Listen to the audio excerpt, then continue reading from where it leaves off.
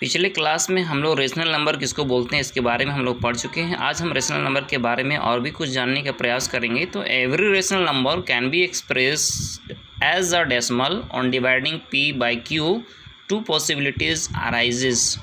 तो कोई भी जो रेशनल नंबर है उस रेशनल नंबर को हम लोग जो है डेसिमल फॉर्म में हम लोग लिख सकते हैं, और उस रेशनल नंबर को हम लोग डेसिमल फॉर्म में हम लोग जो लिखने के लिए क्या है कि हमको p को q से डिवाइड करना होगा।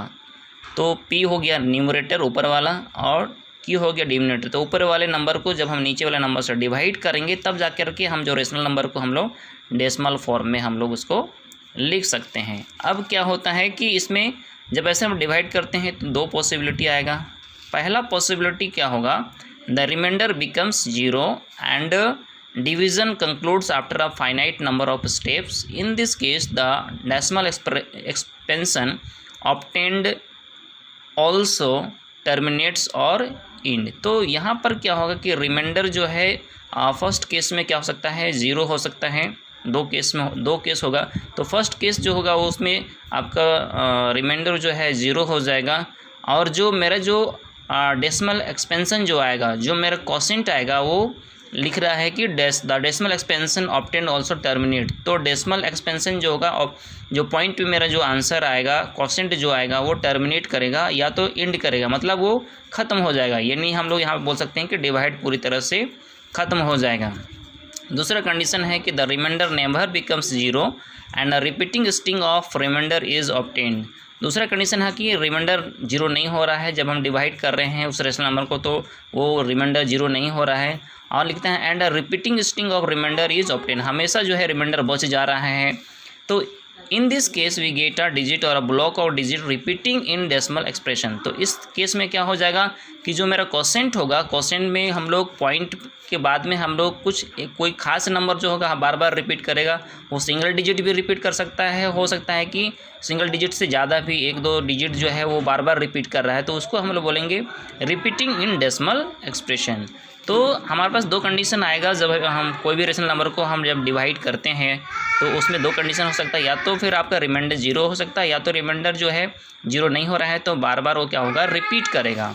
अब फर्स्ट जो केस है उसी को हम लोग क्या बोलते हैं, टर्मिनेटिंग डेसिमल। और decimal that ends after a finite number of digits is called a terminating decimal. Terminating decimal क्या बोलेंगे कि वो जो है जाकर के पूरी डिवाइड हो जाता है, उसी को हम लोग बोलेंगे टर्मिनेटिंग डेसिमल। एग्जांपल हम लोग 1/4 एक रेशनल नंबर है, तो 1 को जब हम डिवाइड करते हैं 4 से, जब 1 को हम लोग डिवाइड करेंगे 4 से, तो 4 से तो 1 डिवाइड नहीं होगा, तो हम पहले 0 यहाँ पर डालते हैं। उसके बाद हम लोग उसके बाद भी 1 डिवाइड नहीं होगा, पॉइंट डालेंगे, पॉइंट के बाद हम लोग यहाँ 0 डालेंगे।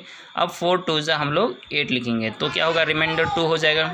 अब पॉइंट के बाद यहाँ पर एक डिजिट आ चुका है, तो ऑटोमेटिक अपने से हम 0 डालेंगे, और 4 5 जो क्या हो जाएगा 20, ये पूरा कट गया, यानी 0.25 ये कट गया।